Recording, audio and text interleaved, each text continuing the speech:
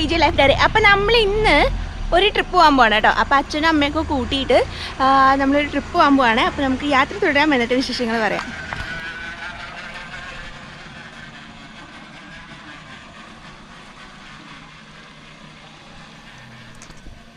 കിങ്ങിന് ഞങ്ങൾ യാത്ര അയക്കാൻ വന്നിരിപ്പുണ്ട് കേട്ടോ അവിടെ. അത് രാവിലെ അല്ലെങ്കിലും സൂര്യൻ ഉദിക്കുന്ന മുമ്പ് തന്നെ നമ്മളിതേ യാത്ര തുടങ്ങാണ്.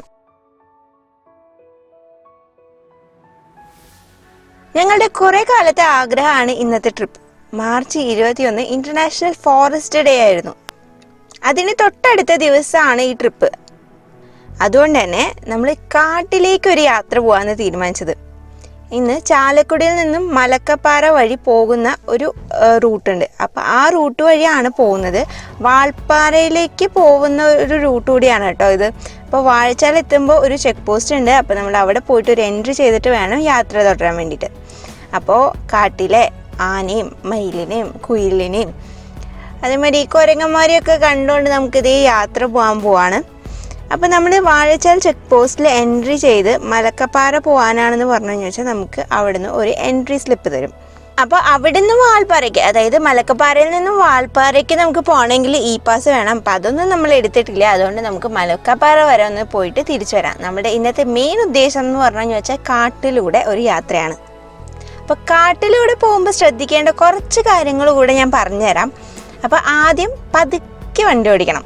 ഓക്കെ, വളരെ പതിയെ വണ്ടി ഓടിക്കണം. അപ്പം മൃഗങ്ങൾ ക്രോസ് ചെയ്യാനൊക്കെ സാധ്യതയുള്ളത് കൊണ്ടാണ് ഞാനങ്ങനെ പറഞ്ഞത്.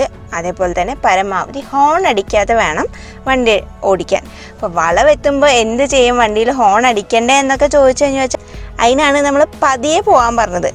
ഇതൊക്കെ പറയുമ്പോൾ മൃഗങ്ങൾക്ക് വേണ്ടിയാണെന്ന് പറഞ്ഞാൽ നിങ്ങൾ കേൾക്കുമോ? ഇല്ല. എന്നാൽ പതിയെ ഹോൺ അടിക്കാതെ പോയി കഴിഞ്ഞു വെച്ചാൽ നമുക്ക് കുറേ മൃഗങ്ങളെ കാണാനുള്ള ചാൻസ് കൂടുതലാണ്. അതേപോലെ തന്നെ അവരെ ശല്യം ചെയ്യാതെ സൗണ്ട് ഉണ്ടാക്കാതിരുന്നു വെച്ചാൽ നമുക്ക് നല്ല ഫോട്ടോസും എടുക്കാൻ പറ്റും. അപ്പം എങ്ങനെയാ, മിണ്ടാതെ ഹോൺ അടിക്കാതെ സൗണ്ട് ഉണ്ടാക്കാതെ അവരെ ശല്യം ചെയ്യാതെ നമുക്കും ആസ്വദിച്ച് പോവല്ലേ നല്ലത്. അപ്പോൾ പാട്ടൊന്നും വെക്കാതെ സൗണ്ട് ഉണ്ടാക്കാതെ പതിയെ നമ്മുടെ ഗ്ലാസ്സൊക്കെ താത്തി നല്ല ആസ്വദിച്ച് കാട്ടിലെ കിളികളുടെയും ചീവീടിൻ്റെയും ഒക്കെ ഒച്ച കേട്ട് നല്ല ആസ്വദിച്ച് കാട്ടിലൂടെ ഒരു യാത്ര. ഫോറസ്റ്റ് ചെക്ക് പോസ്റ്റിൽ എൻട്രി ചെയ്യാൻ പോയപ്പോഴാണ് ഒറ്റയാൻ ഇറങ്ങിയിട്ടുണ്ട്, ആള് നല്ല കലിപ്പിലാണെന്ന് അറിഞ്ഞത്. അവിടെ എവിടെയും നിർത്തരുത്. കൂടാതെ പവർ ഹൗസ് ഏരിയയിൽ കുറേ വീടുകളും അതേപോലെ തന്നെ 2 പേരെ ആക്രമിച്ചു എന്നൊക്കെയാണ് ഫോറസ്റ്റത്തെ ഓഫീസർ നമ്മൾ പറഞ്ഞത് കേട്ടോ. അപ്പം ഇതൊക്കെ കേട്ടപ്പോൾ ശരിക്കും കാട്ടിൽ പോകുന്ന ഒരു ഭയവും ഉള്ളിൽ കടന്നോടി. അപ്പോൾ ഫോറസ്റ്റ് ചെക്ക് പോസ്റ്റ് കടന്നത് നല്ല ആനയുടെ മണമുണ്ട്, അതായത് ആനപ്പിണ്ടത്തിൻ്റെ മണം. എന്നാൽ ആനയെ കാണാം എന്നുള്ള ആകാംക്ഷയൊക്കെ പോയി. ഇപ്പം ആന അറ്റാക്ക് ചെയ്യാൻ വന്നു കഴിഞ്ഞാൽ വെച്ചാൽ എന്ത് ചെയ്യുമെന്ന ഈ ചിന്ത. ഇതിനിടയിൽ പതിയെ കിളികളുടെ ഒച്ചയൊക്കെ കേട്ടു. അപ്പോൾ ഒരു മനസമാധാനം, ഒരു കാട്ടിൻ്റെ അന്തരീക്ഷത്തിൽ ഒരു സുഖം. അപ്പോൾ കിളികളുടെയും കുയിലിൻ്റെയും ഒക്കെ സൗണ്ട് കേൾക്കുന്നുണ്ട്. ഇതിനിടയിൽ ഒഴുകി വരുന്ന പുഴയുടെയും നമ്മളെ ആ പാലത്തിൻ്റെ ഇടയിൽ ഒക്കെ ഇങ്ങനെ പോകുമ്പോൾ ഒരു കാടിൻ്റേതായ സുഖവും മനസമാധാനവും ഒക്കെ കിട്ടിക്കൊണ്ട് നമ്മളിങ്ങനെ യാത്ര തുടരാം കേട്ടോ.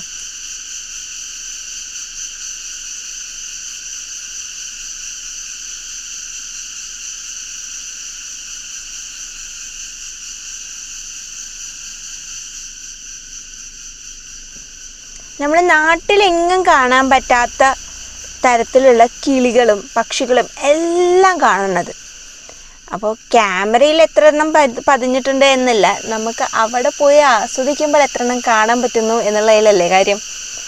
അപ്പോൾ ഞങ്ങൾ ഒരുപാട് കിളികളെ കണ്ടു, നാട്ടിലൊന്നും കാണാൻ പറ്റാത്തത്. പക്ഷേ നിങ്ങൾക്ക് കാണിച്ചു തരാൻ നമ്മളത് ആസ്വദിച്ചിരുന്ന് ക്യാമറയൊക്കെ എടുത്ത് വരുമ്പോഴേക്കും ആൾ പറന്നു പോവുക, ഇല്ലെങ്കിൽ നമ്മൾ പാസ് ചെയ്യുകയൊക്കെ ചെയ്യും. ഓക്കെ, അപ്പോൾ അത് നിങ്ങൾക്ക് കാണിച്ചു തരാൻ പറ്റാത്തതിൽ നല്ല വിഷമമുണ്ട് കേട്ടോ.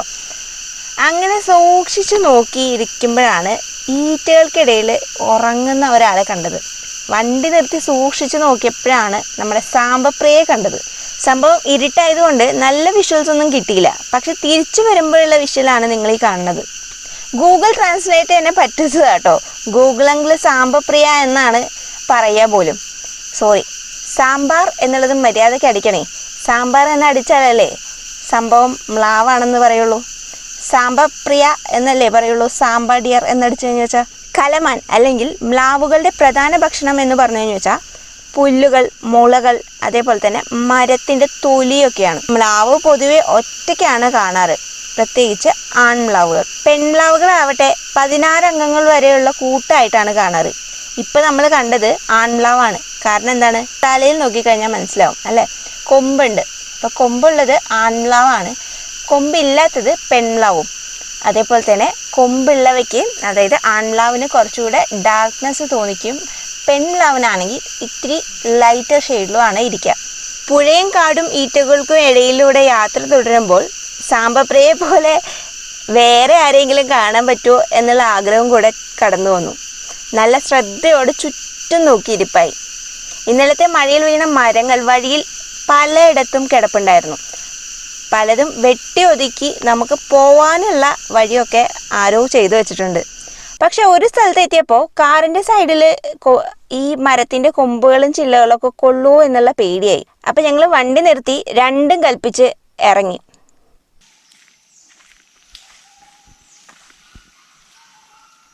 അതെന്തിൻ്റെ സൗണ്ടാണ് പാപ്പ?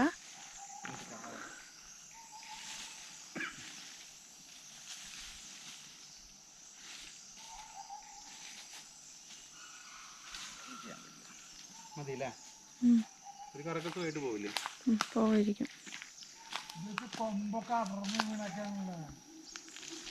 ആ അതെന്ത് തട്ടിയിട്ടാന്ന് തോന്നുന്നു, അറിയില്ല.